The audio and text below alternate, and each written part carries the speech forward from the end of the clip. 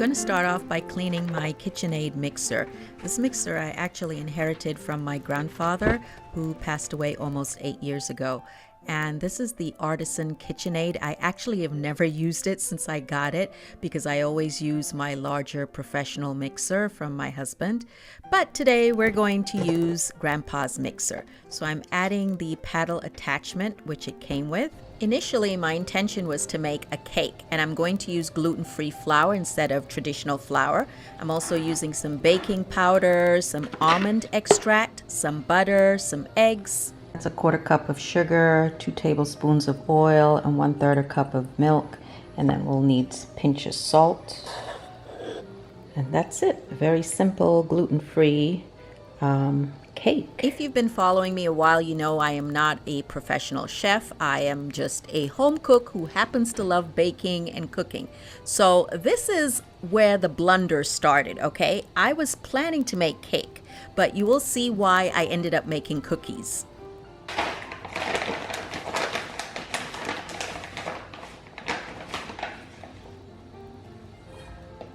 Passing my gluten-free flour through the sieve, I am basically using only 1 cup of the gluten-free flour.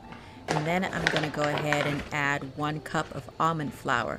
So I'm constantly trying to perfect recipes when it comes to dessert, especially when it comes to gluten-free dessert, because let's be honest, a lot of the gluten-free desserts that are on the market or in the supermarket or when you go out, they just don't quite taste right. And sometimes they cheat and they use a lot of corn flour or rice flour instead of the good stuff. So I like to use the good stuff, and almond flour is amazing. It tastes amazing and it gives a great texture. So I put the flour to the side, and now I'm going to cream 1 stick of butter. So again, these are literally the same basic ingredients you would use if you were making like a pound cake or a sponge cake. Just the technique is different, of course, because again, I was using gluten-free flour. But you can substitute and use regular flour if you prefer. I'm also adding my sugar, which is only a 1/4 cup of sugar, so this is not going to be very sweet at all. And if you like, use less. So in the mixer, so far all I have is butter and sugar, and to that I added the oil. It's about 2 tablespoons of oil, by the way. It looks so pretty, doesn't it? Well, technically it is frosting. I mean, frosting is butter and sugar, except we don't add oil to frosting. All right, let's go ahead and take up the paddle, and I like to scrape the edge just to make sure it's all mixed in, because again, I did add a little bit of oil, so I want to make sure it's really nice and well mixed in. Super creamy. So now I'm just going to go ahead and crack open 3 eggs and add it to the mix one at a time. But because of my Caribbean background, I always take out that white part, which they call the eye, which is not technically an eye, but you know what I mean. So adding the eggs one at a time. I'm going to need to change it to the whisk in a minute. So far I have the butter, sugar, and eggs in that order. And now I want to take the paddle off so I can use the whisk attachment.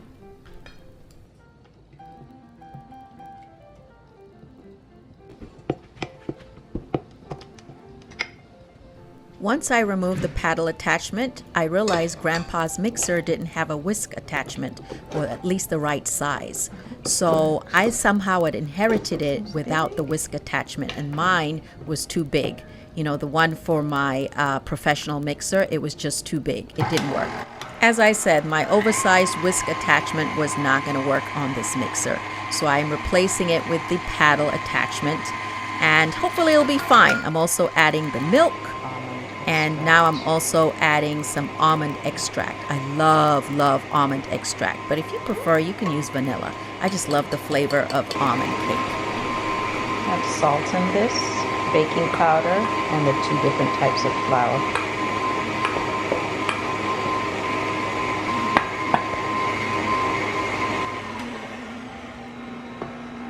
So I'm adding my flour mix to the batter. and, you know, a little bit at a time. And as you can see, it looks like basic cake batter, doesn't it? Nothing special. But the thing about gluten-free flour is it will change pretty quickly. You really don't want to do it too long, especially with gluten-free flour.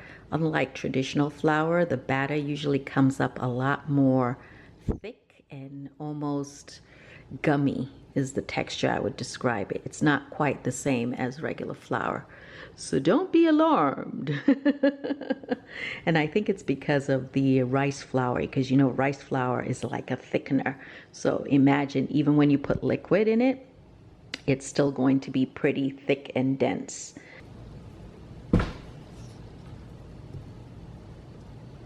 So traditional, cake batter for pound cake or sponge cake would be a lot looser or a lot more, runny. It is at this point, while stirring this heavy batter, that I decided let's make cookies. Or kind of like a combination of a cookie and a cake, and you'll see.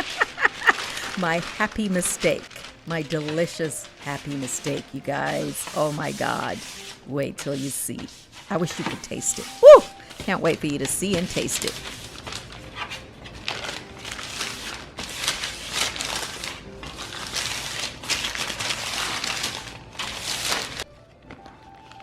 So I'm going to use a piping bag, a disposable plastic piping bag, and I'm also using some decorating tips. These are the large ones, and you can find decorating tips like these, but these are really small, so I don't want the small ones. I want the really large ones. You can find it at craft stores or your supermarket. See, this is the 1M size.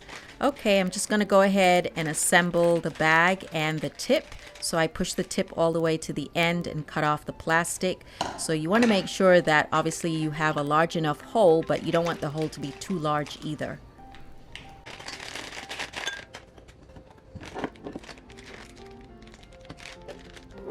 Just like if you were working with frosting or, you were going to decorate a cake, it's easier if you work with a glass for balance. Okay, so let's get started. I'm excited. Let's see how these cute little cake-like cookies are going to turn out.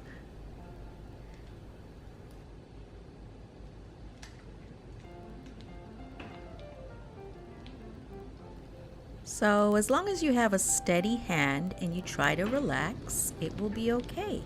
And it's actually quite relaxing or satisfying, if you will.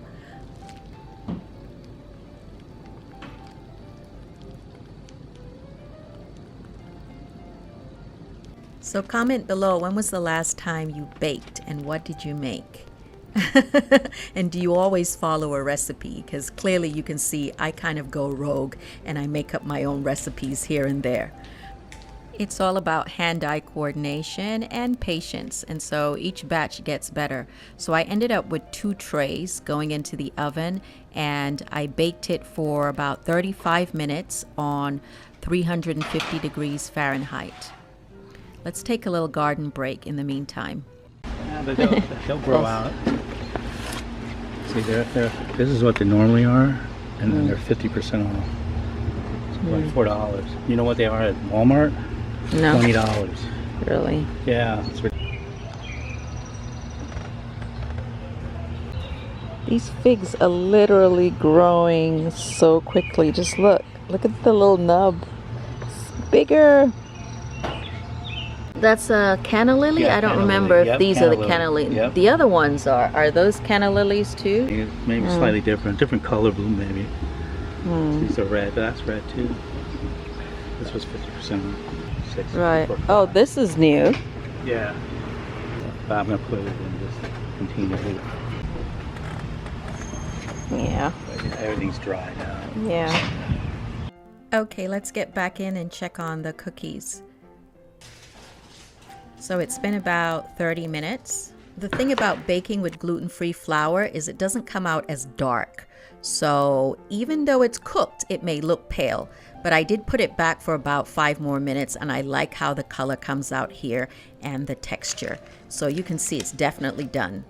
Now I'm putting a mixing bowl in the freezer because I'm going to be making some whipped cream. cream. So you're going to need some heavy whipping cream, some confectioner's sugar, and some vanilla, natural real vanilla. Okay, so our bowl is cold. I'm going to add the confectioner's sugar, and I'm adding about 2 tablespoons. You can add more or less depending on how sweet you like your whipped cream. And this is just going to make the perfect, and I mean perfect, addition to these cookies. So I'm going to be using about 1 cup of heavy whipping cream, and the bowl and the milk have to be very cold.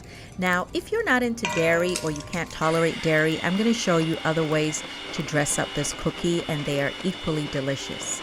But there's just something about heavy whipping cream, how you go from liquid to this really decadent, rich cream. I don't know, it just does something for me, and it does something for these cookies. Wait and see. So yeah, here's our cream, perfect, very thick. So like I said, I'm going to show you different ways to serve this cookie, but I thought one way would be to serve it with some strawberries and whipped cream. So I'm just slicing the strawberries and then I fan them out. So I don't cut all the way to the leaves, and I leave the leaves on. So yeah, it's just a cute little touch, I guess, and it tastes good. Let's go ahead and dress up these cake cookies with a little confectioner's sugar. And for those who don't know, confectioner's sugar is just finely ground sugar, and it's often used for icing. So it just makes everything so magical, so beautiful, and it just elevates it. I don't know, it just elevates it. And it makes me happy. It makes me feel like I'm during the holiday season. And I think if you had guests, let's say you were having a tea party or a birthday party or an anniversary or any kind of special occasion, they would appreciate it. So if you want to keep it simple, just go ahead and stack a few on a pretty dessert plate and you're done. And you can serve this with some hot tea or hot chocolate or some coffee or a cold drink. And it's so beautiful, so delicious. Kenton did not see me bake it, and so when he came in and tried it, he was like, oh my God, I can't believe how fresh and delicious this tastes. Anyway, let's try Nutella. Nutella is my favorite way, but you can also do it with preserves, like your favorite jelly or jam, but I'm going to use Nutella in this version. I'll explain. Let's just make it first.